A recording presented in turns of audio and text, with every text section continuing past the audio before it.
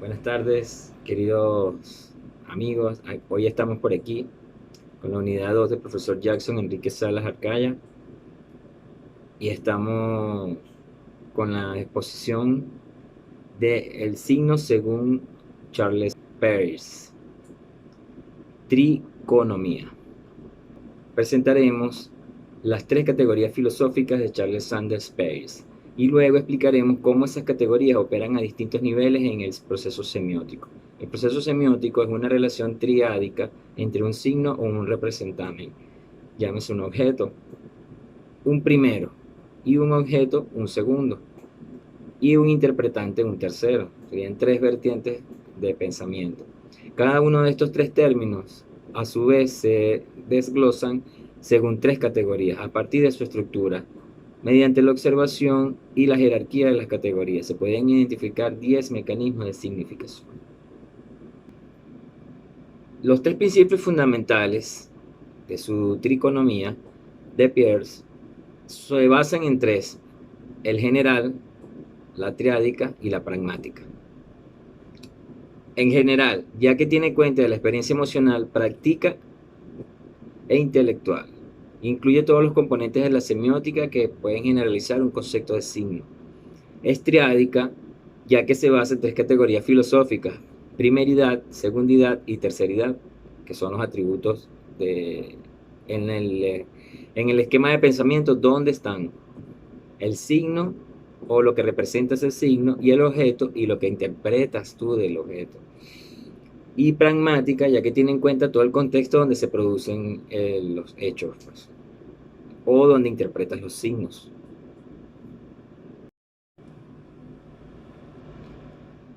Según Pierre, las tres categorías son necesarias y suficientes para dar cuenta de toda la experiencia humana. Estas categorías corresponden a los números primero, segundo y tercero. Ellas han sido designadas como primeridad, segundidad y terceridad, en orden de ideas de esquemas del pensamiento. La primeridad es la concepción de ser, es ser independiente de cualquier otra cosa. Por ejemplo, un enrejecimiento del color rojo, ¿verdad? Al decir enrojecimiento, lo que se nos viene a la mente es el color rojo. O puede también significarnos dolor, puede significarnos calor. Y esa sería la primera impresión. Debemos tener claro que la primeridad solo hay una unidad, un solo conjunto, un solo pensamiento. Por lo tanto, la concepción del ser total o íntegro, sin límites ni partes. No hay otro que se una a él, o el contexto, nada de eso. Es unidad, sin una causa ni efecto, una cualidad de una mera potencia abstracta. La primera pertenece al reino de la posibilidad y se vive dentro de una especie de instante temporal. La primeridad corresponde a la experiencia emocional.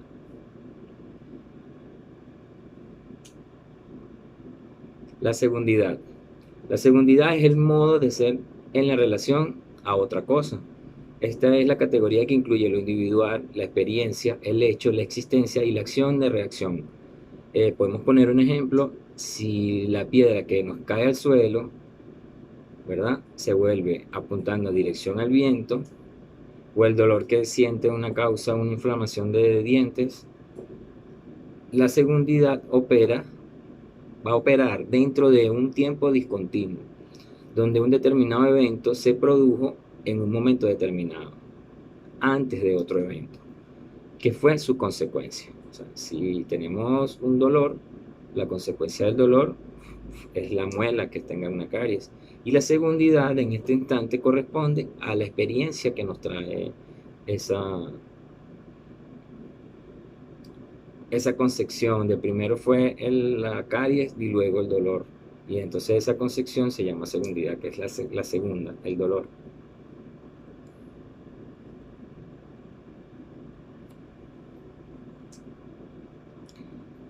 La terceridad. La terceridad es el mediador.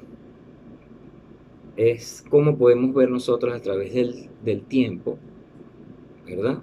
Primero, que fue la unidad; un segundo, que es la relación del primero; y la terceridad pertenece al dominio de las reglas, y de las leyes. Sin embargo, una ley solo puede manifestarse a través de apariciones si su aplicación es algo que se tiene que ser, pues, por lo menos una ley física de la gravedad, por ejemplo. En el caso de la semiótica, su aplicación sería por signos de la segundidad, y estas apariciones en su aplicación son los mismos sucesos que actualizan cualidades de la primeridad, mientras que la segundidad es una categoría de individual. La terceridad y la primeridad son categorías generales, pero la generalidad de la primeridad está a un nivel de posibilidad y la generalidad de la terceridad es en el nivel de la necesidad. Hay que tener en cuenta muy bien estas diferencias, y ya que por lo tanto estas predicciones de conceptos es como les acabo de decir, podemos poner la ley de gravedad en algo primordial, en la representación del crecimiento de la semiosis, y la terceridad corresponde al intelectual, el por qué la ley de gravedad afecta al planeta Tierra. Y eso son dos pensamientos diferentes, o sea, una como ley física y la otra, al tercero, sería el por qué ocurre la, la gravedad en la Tierra.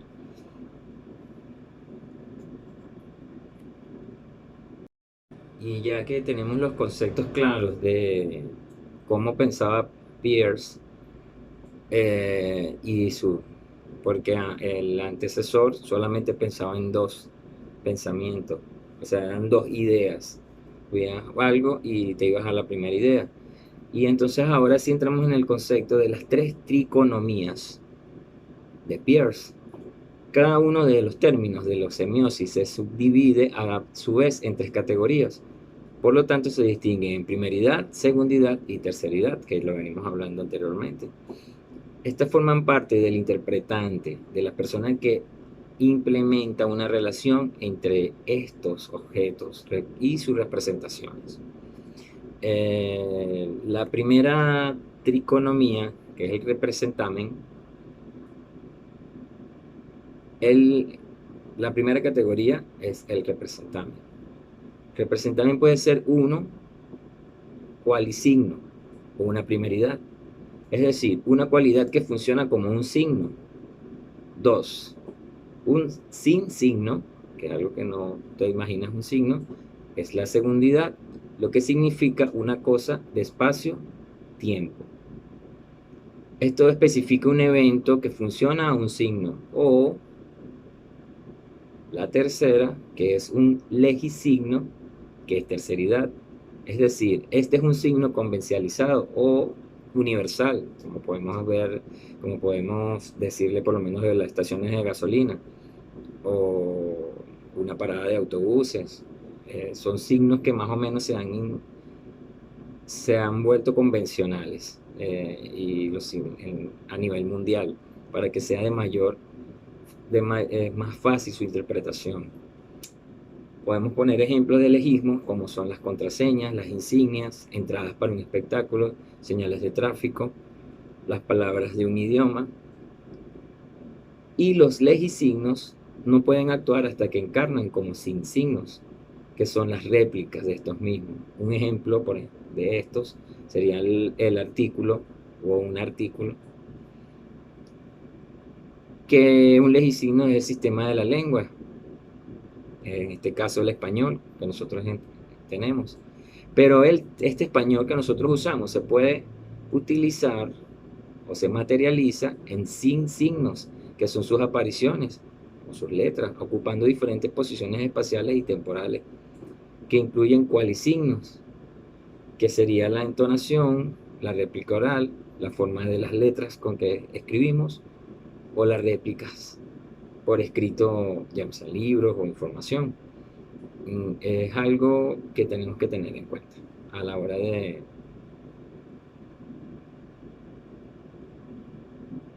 espacio-tiempo, porque la réplica oral o la forma en que se escribe, ¿verdad?, son las principales interpretaciones que le están dando las personas. O sea, el oyente está tomando estos sinsignos y sus cualisignos. Es decir, los sinsignos sería el lenguaje, por eso está en el español, y los cualisignos, ya sea oral o escrito. Hay que tener esos conceptos claros.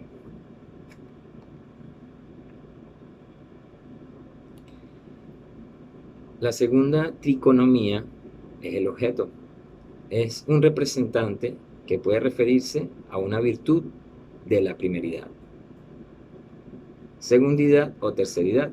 Es decir, a través de las relaciones de semejanza, de la contigüidad contextual, o por una ley física o una ley natural, según esta triconomía, el signo se llama ícono, el 2 se llama índice y el 3 es el símbolo, respectivamente.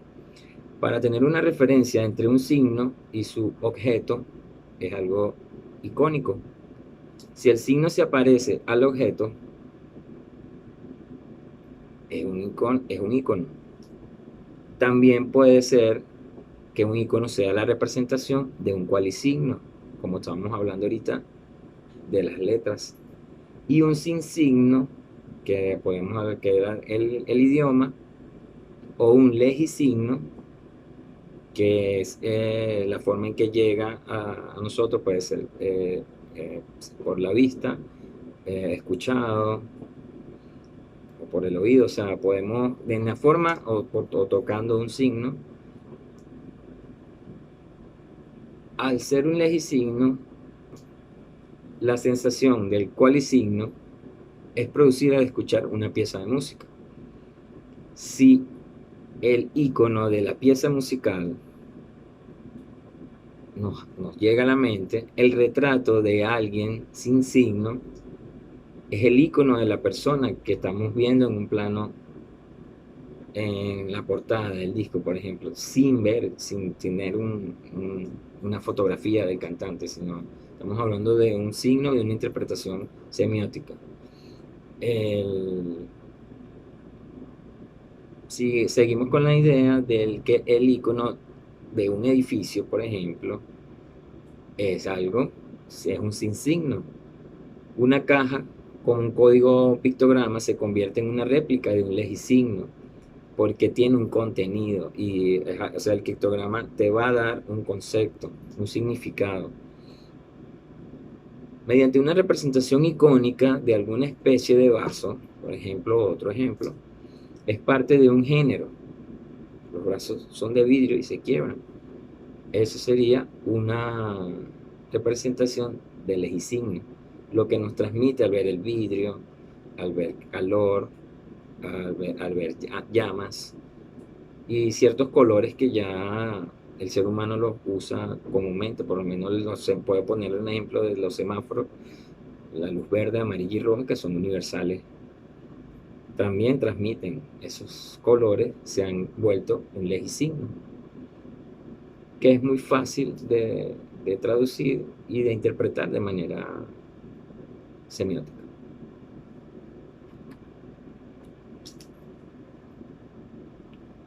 La referencia entre un signo y su objeto es indiciar. Si el signo realmente se ve afectado por el objeto,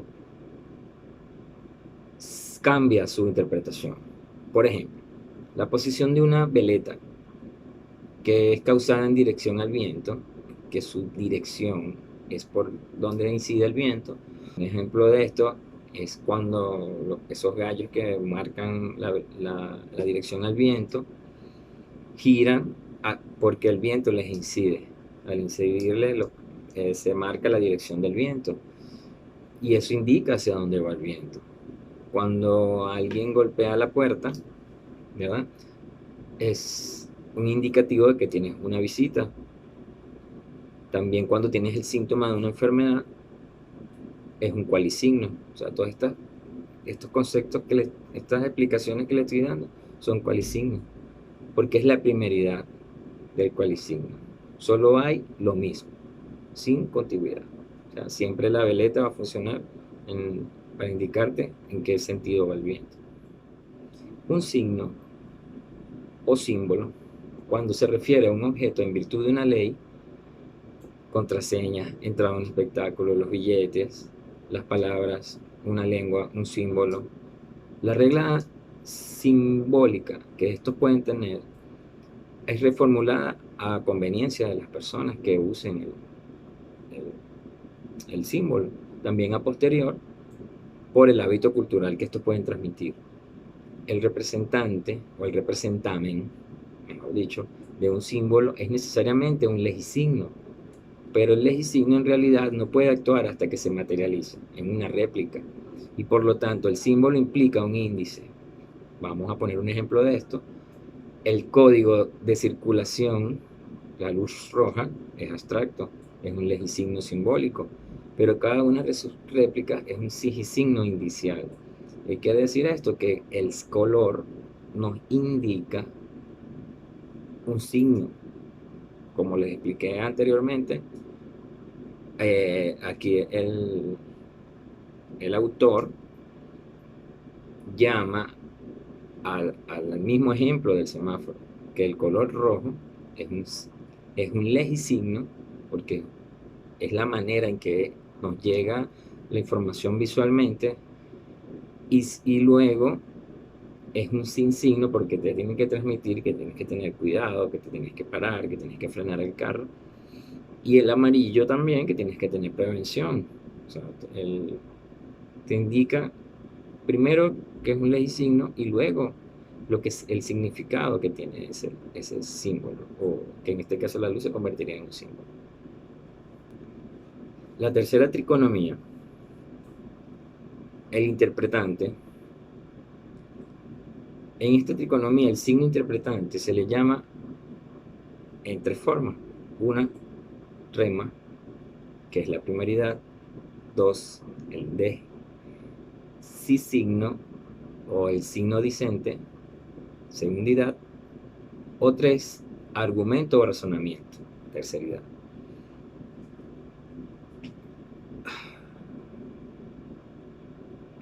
El rema tiene una estructura de primeridad para relacionar el representamen con el objeto.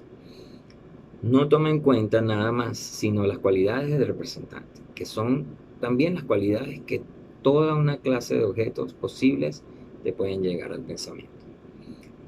El rema no es ni verdadero ni falso, sino que es un espacio en blanco en un formulario. Puedes poner un ejemplo de esto cuando ves el retrato de alguien, sin muchas indicaciones, no lo conoces, no sabes quién es, solamente representa una clase de objetos posibles. Las personas que se parecen al retrato por los componentes, o sea, nariz, boca, ojos. Esto es un signo icónico remático, ya que el retrato es considerado como un contexto o es algo común en el que se acompaña de algo que indica el nombre de la persona. Por ejemplo, en un pasaporte, cuando ya tiene el nombre, el nivel de interpretación va a cambiar. Y ahora estamos tratando con una segundidad, que ya es el nombre, que es el sigisigno, como les estaba explicando, cuando algo te transmite de a qué viene esa persona. Dicente, te está diciendo, te está explicando, te está exponiendo que pertenece a esa persona. La jerarquía de las categorías produce 6 clases de procesos semióticos remáticos.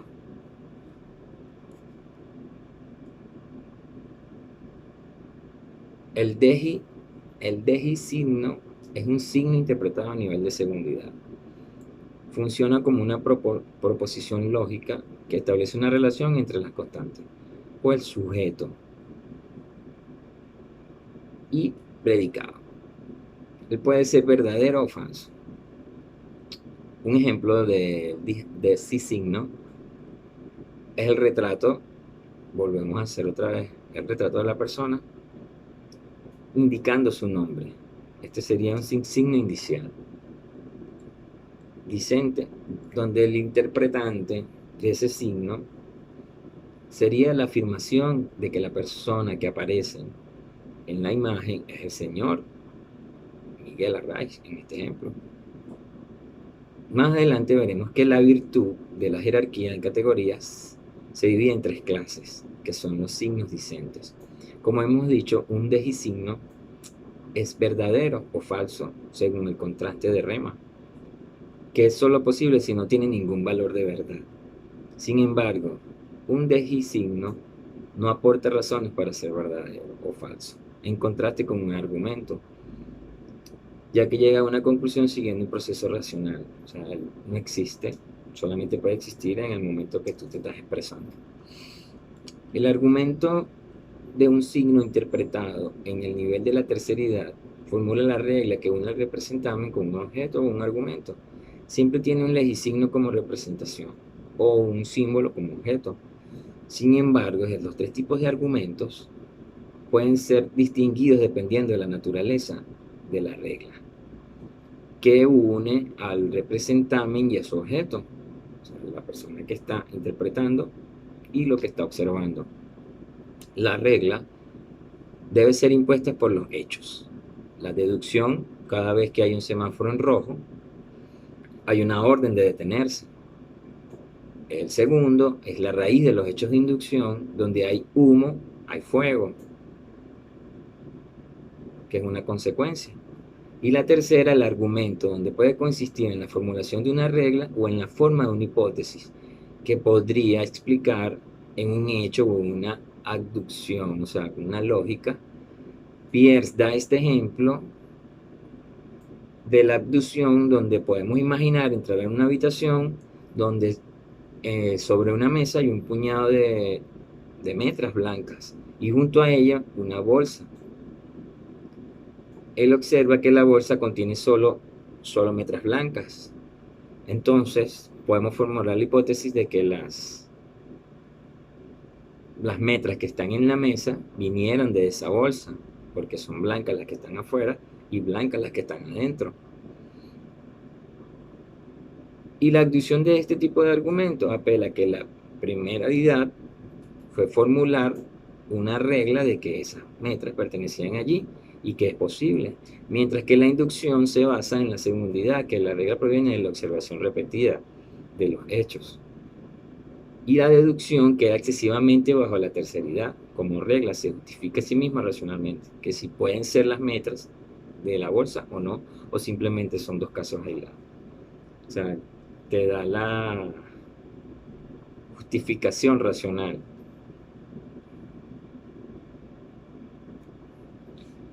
Una nota de la abducción, que es la deducción e inducción, fueron estudiadas en profundidad por los filósofos clásicos, mientras que ningún lógico antes de Peirce había reconocido la importancia y el carácter específico. Su tercera forma de razonamiento, que la llamó abducción, fue una forma de razonamiento que pasa a utilizarse en las circunstancias más cotidianas, tanto como en la investigación científica o como un punto de vista de alguna persona, epistemológicamente o semióticamente. O sea, esos tres conceptos manejamos a la parte de la abducción, ya que la persona que habló de esto fue el señor Karl Popper, y Peirce propuso su terceridad, o sea, la tercera, que fue la abducción, que fue, él tomó los dos conceptos primarios del señor Karl y fue un poco más allá con la abducción, que eran las partes cotidianas y lo que era el día a día de las personas y la simbología. Hablemos del proceso de interpretación de la inducción como un proceso hipotético deductivo. Se puede describir en 4 etapas para hacer un poquito de mejor entendimiento. Nos podemos encontrar con un hecho curioso e inexplicable según nuestros conocimientos previos. Es decir, este hecho nos sorprende a nuestros hábitos diarios y nuestros prejuicios. En el caso de la investigación científica, el hecho no se explica por ninguna teoría existente. Ese es el primero. El segundo es la fórmula de la hipótesis que puede explicar un hecho. Nuestro razonamiento se basa en una primera objeción donde nuestra hipótesis o nuestro pensamiento de ese hecho consiste en una analogía de los hechos posibles y sus consecuencias. Esto aplica la hipótesis o nuestro pensamiento. A continuación, aplicamos la hipótesis deductivamente.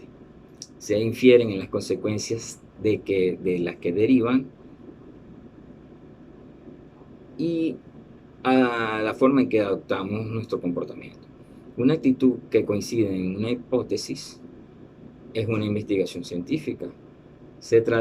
Ya que esta trata de determinar rigurosamente todas las pruebas que permiten identificar o aprobar esa hipótesis y las que las pueden refutar también. Es necesario demostrar que es falsa si obviamente es algo incoherente, pero si un experimento o algo valida en ese tipo de información, siempre habrá modelos para confirmarla si ocurre o no ocurre. Esa sería la explicación de las hipótesis. O sea, si son posibles y si no son posibles. Y para esto utilizamos la deducción. Cuarto, mediante el uso de una especie de inducción o hacer generalizaciones basadas en una serie de resultados positivos de las pruebas, concluimos que los resultados apoyan a la hipótesis. Es tener una conclusión de nuestra observación y de nuestro conocimiento.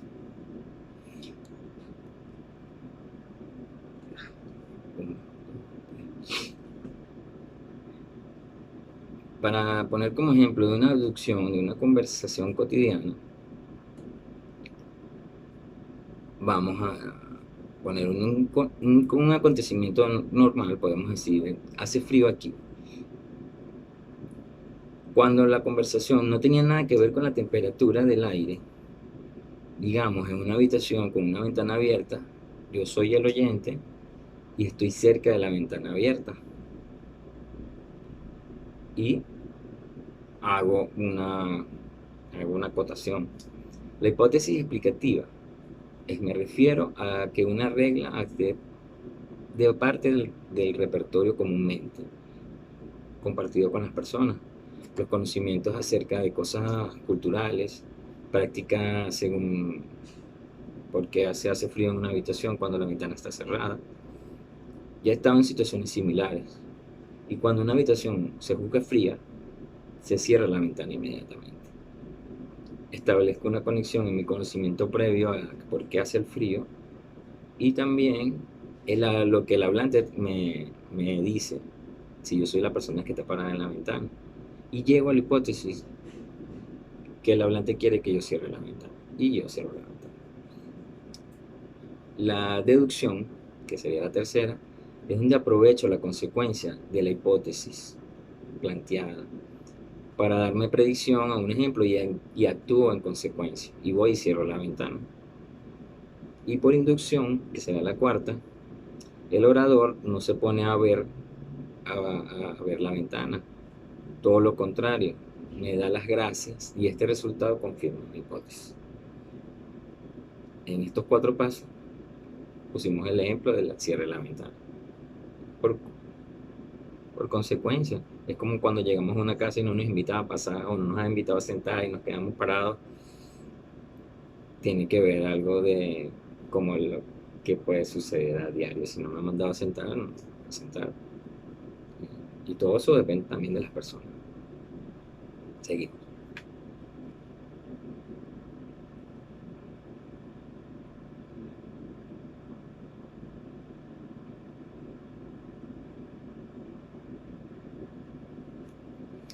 Aquí en este cuadro le voy a poner los 10 clases de funcionamiento y su significación para complementar un poco la unidad, ya que ya estamos finalizando la exposición. Son temas de verdad bastante interesantes para casos de estudio.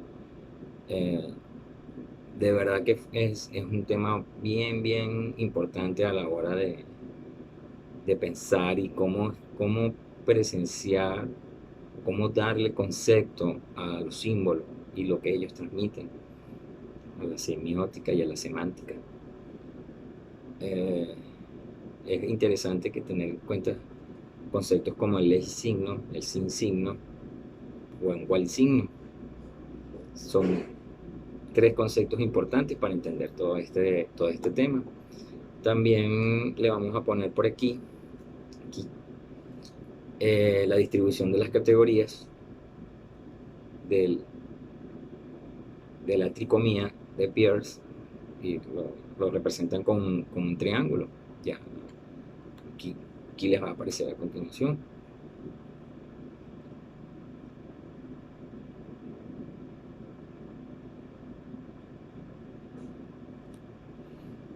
Y para cerrar, vamos a analizar los 4 pasos en una aplicación, aplicarlo, el conocimiento en una huella en la arena. O sea, si caminamos en la arena, vamos a interpretar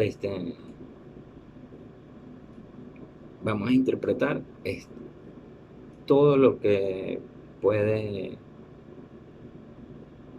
ocasionar, todo lo que puede aplicarse en el teorema. ¿Qué es una huella en la arena? Una huella en la arena es un fenómeno situado en un espacio. El espacio puede ser cualquier arena, cualquier playa. Es un sin signo, cuya forma se asemeja a un pie, que es un icono, algo reconocido por nosotros. Y en ella reconocemos cualidades, si es larga, si es ancha, si es corta, que es el rema, son las cualidades. A este tipo de interpretación es el momento presente, al verlas. La segunda es, podríamos llegar a ser absorbidos en la contemplación intertemporal de la forma, de la impresión y de la materia, con un cualisigno, que es el icono remático, que es el pie. Y quizás podríamos captar su profundidad emocional en una fotografía, lo que puede transmitir esa huella. El tercer análisis es lo más probable que podamos tener en cuenta que junto a ese contexto donde se produjo la huella o el fenómeno en estudio, esta impresión fue realmente causada por alguien que vino. Y ese es un índice, una persona. Esta interpretación pone la relación de dos hechos concretos, que esta huella específica pertenece a un pie en particular. Como no sabemos de quién es un designo, porque tenemos el desconocimiento de qué persona.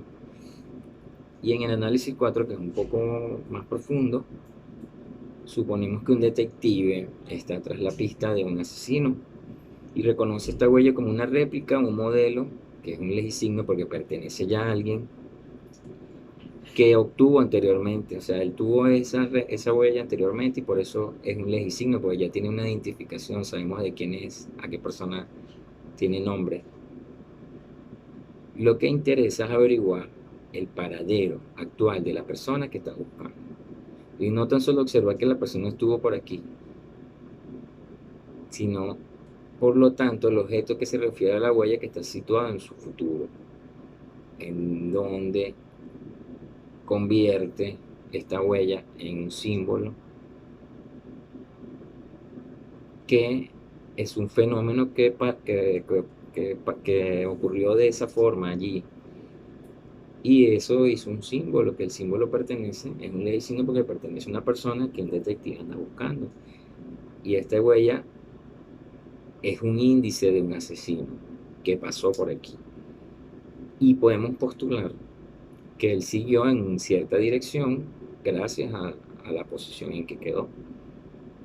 Entonces el detective va a actuar de acuerdo a la hipótesis que él se plantee y hacia dónde tuvo que ir la persona o qué se hizo, a cuál dirección tomó, si fue por los puntos cardinales, por referencia, todo eso que es el contexto, es la interpretación que le va a dar su hipótesis al detective. También podemos tener en cuenta que si el detective es diferente, o es otro detective, por ejemplo, eh,